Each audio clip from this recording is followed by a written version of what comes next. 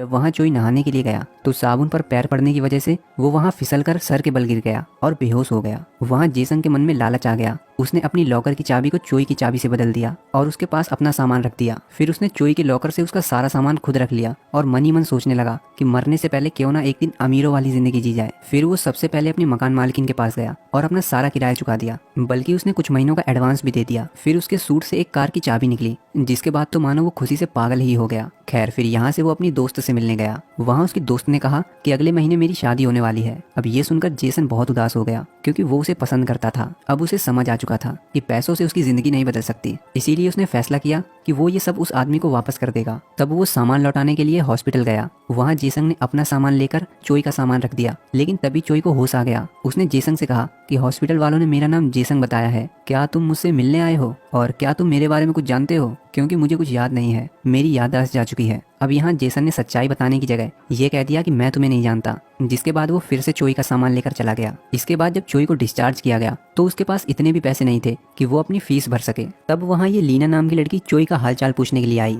उसने चोई को बताया कि मैं ही तुम्हें हॉस्पिटल लेकर आई थी। अब ये सुनने के बाद चोई ने भीख मांगना शुरू कर दिया। उसने कहा कि तुम मुझे कुछ पैसे उधार दे दो, मैं अपने घर से पैसे लाकर तुम्हें दे दूंगा। तब लीना ने उसकी पेमेंट कर दी, लेकिन वो भी चोई के साथ उसके घर जाने लगी ताकि चोई उसके पैसे लेकर भाग ना जाए। वहाँ लीना ने चोई की उम्र पूछी। चोई को तो अपनी उम्र भी नहीं पता। उसने अपने डॉक्यूमेंट्स में देखकर बताया कि मैं 32 साल का हूँ, जिस पर लीना कहने लगी फिर तो हम एक ही उम्र के हैं। लेकिन चोई को अपनी शक्ल देखकर नहीं लगता था कि वो इतनी कम उम्र का है। इधर जेसन सोच रहा था कि जब किस्मत ही उसे ये सब देना चाहती है तो उसे ले लेना चाहिए, इसमें उसकी कोई गलती नहीं है। जिसके बाद वो चोई के घर चला गया। वो अपार्टमेंट जेसन की सोच से भी बड़ा था। उसने अपनी पूरी जिंदगी में इतनी आलीशान चीजें नहीं देखी थी। खैर, इधर चोई जब अपने घर पहुंचा, जो कि असल में जेसन का घर है, वहाँ की कबाड़ खाने जैसी हालत देखकर लीना समझ गई अब उसके पैसे तो मिलने से रहे। चोई भी अपने घर की ऐसी हालत देखकर हैरान था। वहाँ जब उसने टूटी हुई रस्सी देखी तो वो सोचने लगा कि शायद मैं खुद को फांसी लगाने की कोशिश कर रहा था, लेकिन मैं ऐसा क्यों करूंगा। वहाँ चोई बहुत ही कंफ्यूज था। इधर जेसन जब टीवी चलाता है तो उसमें सीसीटीवी चलने लगा, जिसमें ये यून नाम की लड़की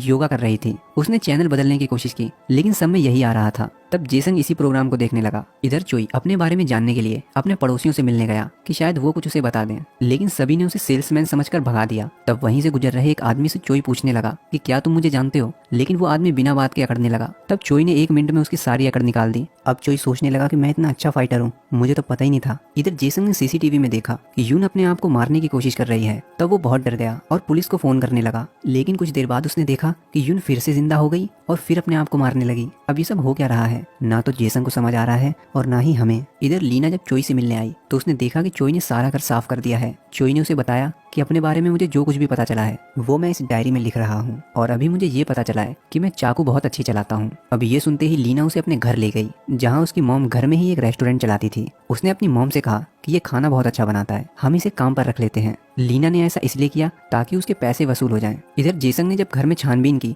तो उसे बहुत सारे पैसे मिले, जिसके बाद तो उसने अंधाधुंध पैसे खर्च करने शुरू कर दिए। फिर वहीं जेसन को एक खुफिया कमरा मिला, जिसमें तरह तरह के हथियार थे, नकली आईडी, नकली पासपोर्ट थे। वहीं उसने स्क्रीन पर यून को देख लिया। वहाँ जेसन ने दीवार पर लिखे चोई के प्लान को पढ़ा, जिससे उसने गलत अंदाजा लगाया कि चोई एक पुलिस वाला है और इस लड़की की जान बचाने के लिए उसे इस पर नजर रखने का काम सौंपा गया है। तब वो सोचने लगा कि चोई की तो याददाश्त चली गई है, इसीलिए अब मुझे ही इस लड़की की जान बचानी पड़ेगी। जेसन को ये भी पता चला कि वो लड़की इसी बिल्डिंग के किसी अपार्टमेंट में रहती है। तब वो हर अपार्टमेंट में जाकर चेक करने लगा, लेकिन वो उसे नहीं ढूंढ पाया। फिर उसने आकर सीसीटीवी में देखा कि वो लड़की फिर से मरने लगी और उसे गिरने की आवाज जेसन को भी सुनाई दे रही थी, जिससे वो समझ गया कि वो ऊपर वाले अपार्टमेंट में ही रहती है। फिर क्या, वो उसे जान पहचान बढ़ाने के लिए मिलने चला गया। इधर चोई इस रेस्टोरेंट का मेन शेफ बन चुका है। वो इतना अच्छा खाना बनाता है कि कुछ ही दिनों में उस रेस्टोरेंट के बाहर कस्टमर्स की लाइन लगने लगी। अब उसी रात चोई ने कैलेंडर में देखा कि उसे कल योंगसान स्टेशन पहुंचना है। तब उसने सोचा कि शायद मुझे वहां कुछ अपने बारे में पता चले, इसीलिए वो अगले दिन तैयार होकर वहां पहुंच गया। तब वहां एक आदमी उसे अपने साथ ले गया। क्योंकि जेसन एक एक्टर था,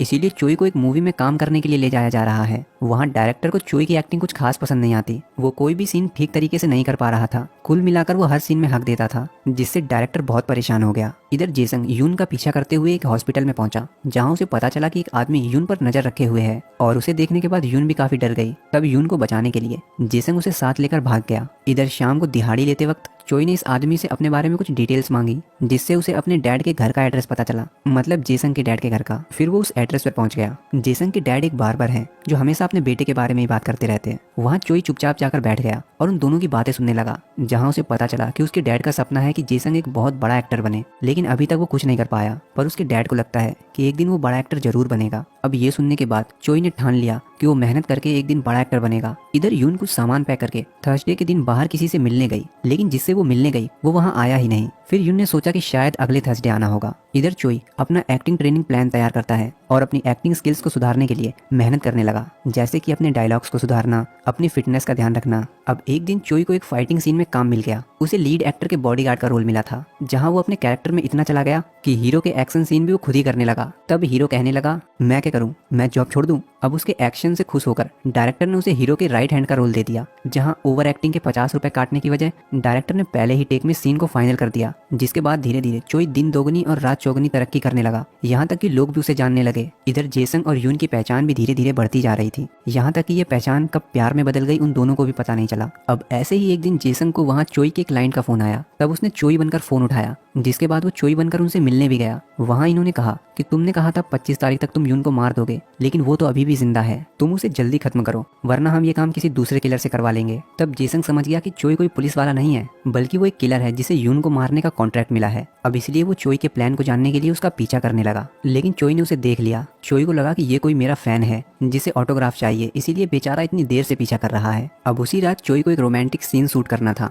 वो एक्शन तो अच्छा करता था, लेकिन रोमांस उसकी बस की बात नहीं थी, इसीलिए उस सीन को कल के लिए पोस्टपोन कर दिया गया। जिसके बाद वो लीना से मदद मांगने के लिए गया। चोई कहने लगा कि अगर मैं एक बार प्रैक्टिस कर लूंगा तो कल सीन में अच्छे से कर पाऊंगा। तब लीना ने उसे अच्छे से प्रैक्टिस करवाई, जिसके बाद तो उसने इतनी अच्छी एक्टिंग की कि डायरेक्टर कट बोलना ही भूल गया। इधर यून एक बार फिर किसी के आने का इंतजार कर रही थी। तभी वहाँ जेसंग आ गया और उसे कहने लगा कि तुम जिसका इंतजार कर रही हो वो अब कभी नहीं आएगा, बल्कि तुम उसे देखते ही भाग जाना। असल में वो चोई के बारे में बता रहा है। यहाँ उसने यून से झूठ भी बोला कि मैं एक पुलिस वाला हूँ और मैं तुम्हारी सुरक्षा करूंगा मरते दम तक। इधर इन लोगों को जब पता चला कि यून अभी भी जिंदा है, बल्कि अब तो उसका एक बॉयफ्रेंड भी है, तब इनके बॉस ने कहा कि तुम्हारे पास एक आखिरी मौका है, किसी दूसरे किलर को हायर करो और यून को जल्द से जल्द खत्म करवाओ, साथ में उसके बॉयफ्रेंड को भी। फिर ये सब बैठकर सोचने लगे कि इस बार ये काम किस किलर को दिया जाए। तब इन्होंने एक किलर को मैसेज कर दिया, इसलिए कि जो पहले आएगा ये काम उसी से करवा लेंगे। लेकिन चोई ने इतना बड़ा नेटवर्क फैला रखा था कि ये सारे मैसेज उसी के फोन पे गए। इधर चोई आज लीना की फैमिली के साथ पिकनिक पर गया है। वो सभी यहाँ बहुत इंजॉय करते हैं। चोई के लिए तो ये बहुत ही अच्छा दिन था। अब वहाँ से लौटते वक्त बारिश होने लगी